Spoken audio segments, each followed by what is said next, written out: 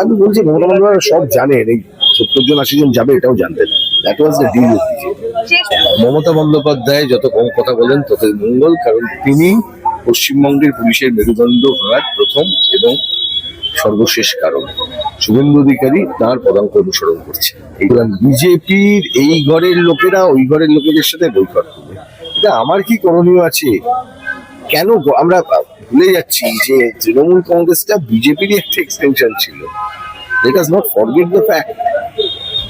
পশ্চিমবঙ্গে বিজেপির দ্বারা হতো না, তৃণমূলকে সামনে রেখে তারা করার চেষ্টা করছে। এইটুকু। অভিষেক বন্দ্যোপাধ্যায়ের বিরুদ্ধে যদি সত্যি করে ব্যবস্থা নিতে হয় তাহলে রাজ্য সরকারের কাছে অসংখ্য এভিডেন্স আছে, সেই এভিডেন্স গুলির ভিত্তিতে তাকে গ্রেপ্তারও করা যেতে পারে। আমি জানি না শুভেন্দু অধিকারী সরকার কেন এই গ্রেপ্তারের দিকে যাচ্ছেন না, বা তাকে কেন এখনো পর্যন্ত ছাড় দিয়ে রাখা হচ্ছে। অভিষেক বন্দ্যোপাধ্যায় বিদেশ যেতে পারেন, অভিষেক বন্দ্যোপাধ্যায় দেশে চিকিৎসা করতে পারেন, প্রোভাইডেড তার বিদেশ যাত্রার জন্য যা যা ক্লিয়ারেন্স দরকার সেই ক্লিয়ারেন্স আছে। যদি সেগুলি না থাকে তাহলে তিনি যেতে পারবেন না। আদালতের বাধা ছিল যে উনি যেতে পারবেন না, পাসপোর্ট জমা রাখতে হবে। এখন উনি যদি তার থেকে মুক্তি পেতে চান তাহলে আদালতের কাছেই ওনাকে যেতে হবে, আদালতের কাছে বলতে হবে। এবং আমরা একটা বিষয় ভেবে বিস্মিত, দেখুন এটা তো খুব স্বাভাবিক নিয়ম, কিন্তু অভিষেক বন্দ্যোপাধ্যায় তো খুব স্বাভাবিক ব্যক্তি নন। ওনার জন্য বিভিন্ন সময় বিশেষ বিশেষ আয়োজন করা হয়েছে সরকারের উদ্যোগে, এবং আদালত এই ক্ষেত্রে বিচার কতটা করতে পারবেন এটাই হচ্ছে একটা বড় সমস্যার জায়গা। অভিষেক বন্দ্যোপাধ্যায় বারংবার চোখের চিকিৎসা করানোর জন্য বিদেশ যেতে চাইছিলেন। সুপ্রিম কোর্ট জানিয়ে দিল 1 সপ্তাহের মধ্যে এর ফয়সালা করতে হবে। 1 সপ্তাহ, কালকে শুনানি। দেখুন, কে বিদেশ যাবেন চিকিৎসা করাতে, কে বিদেশ যাবেন না, এগুলো তাদের ব্যাপার।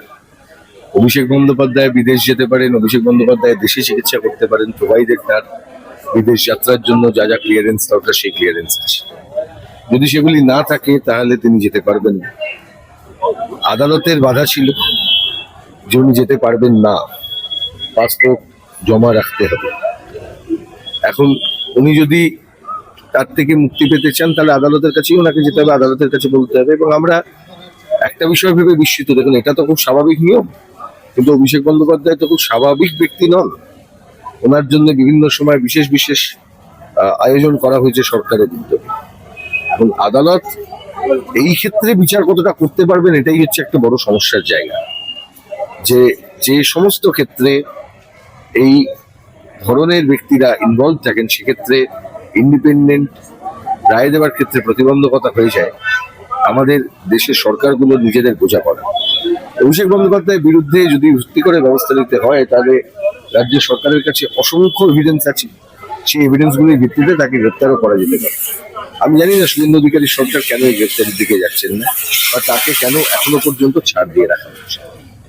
সেই প্রশ্নের জায়গায় একটা প্রশ্ন থাকছে, সে যে শুধুই কি চোখের ডাক্তার বা চোখের চিকিৎসা, দেখুন আমি তো অভিষেক বন্দ্যোপাধ্যায়ের সম্পর্কে সন্দেহ বাতিল করে দিতে পারবো না, কারণ যখন তার সম্পর্কে আমরা কথা বলেছি এর আগেও বিভিন্ন সময়, সেই কথা থেকে পরিষ্কার বোঝা গেছে যে অভিষেক বন্দ্যোপাধ্যায় তার যে গ্রোথ, এই গ্রোথটা কখনো একটা সাধারণ গ্রোথ হতে পারে না। That is the problem. এটা খুব অস্বাভাবিক একটা গ্রোথ, অস্বাভাবিক ব্যক্তিদের ক্ষেত্রে অস্বাভাবিক rule, exception becomes a rule. Abhishek বন্দ্যোপাধ্যায়ের ক্ষেত্রে exception has become a rule. মুখ্যমন্ত্রী, প্রাক্তন মুখ্যমন্ত্রী মমতা বন্দ্যোপাধ্যায় তিনি ফেসবুক লাইভে এসছেন, লাইভে এসে বলছেন ঘরে ঘরে ধর্ষিত হচ্ছে, তাদের সাথে কথা বলতে দিচ্ছে না, পুলিশের চেয়ার, পুলিশ, আমিও পুলিশের সাথে কাজ করেছি, এই পুলিশকে আমি চিনি না, এই পুলিশের মমতা বন্দ্যোপাধ্যায় যত কম কথা বলেন তত মঙ্গল, কারণ তিনি পশ্চিমবঙ্গের পুলিশের মেরুদণ্ড ভাঙার প্রথম এবং সর্বশেষ কারণ। শুভেন্দু অধিকারী তার পদাঙ্ক অনুসরণ করছে, এইটুকু। সেই জায়গায় দাঁড়িয়ে তিনি বারংবার একই কথাই বলে যাচ্ছেন। স্বাভাবিক, যিনি যা করেছেন তার দেখানো পথেই আজকে সেই দিকে তিনি ওই যাকে বলে না যে you are paid by the side of the same point. ASHA কর্মীদের নিয়ে কথা বলছেন, এত উন্নয়নের কথা বলছেন মমতা বন্দ্যোপাধ্যায়, তার রাজত্বে কত উন্নয়ন হয়েছে। এখন দেখুন মমতা বন্দ্যোপাধ্যায়, আমি আবার বললাম আপনাদের একটুখানি মানে আমি একটু অদ্ভুত ভাবে দেখছি, যা তৃণমূল কংগ্রেস মৃত সেই একটা একটু মুখটা এরকম করে বার করে রেখেছে, একটু জল দেবার এত চেষ্টা মিডিয়ার কেন আমি জানি না। যারা মৃত রাজনৈতিক ভাবে তাদের রাজনৈতিক মৃত্যুটাকে নিশ্চিত করাটা হচ্ছে এই মুহূর্তে আমাদের কষ্ট। ফেসবুক লাইভে তো আসছেন, নানান বক্তব্য তো রাখছেন, সবাই রাখতে পারেন, freedom of speech and expression, everybody can speak. সেটাই তো আমাদের আনন্দ, আমাদের মজা, আমাদের ভারতের সংবিধান। অন্যান্য দলগুলোকে পুলিশ পারমিশন দিচ্ছে, আমাকে আরে অন্যান্য দল, আমি যে দল করি সেই দলকে সামান্য পথসভা করার পারমিশনের জন্য কোর্টে আসতে হয়েছে। পুলিশ পারমিশন দিচ্ছে? দলের কোনো খবর আছে? অন্যান্য দল মানে বিজেপি আর ওই ভালো তৃণমূল। মমতা বন্দ্যোপাধ্যায় এসব বলে, আমি বলছি মমতা বন্দ্যোপাধ্যায় সব জানেন, এই 70-80 জন যাবে এটাও জানতেন। That was the deal.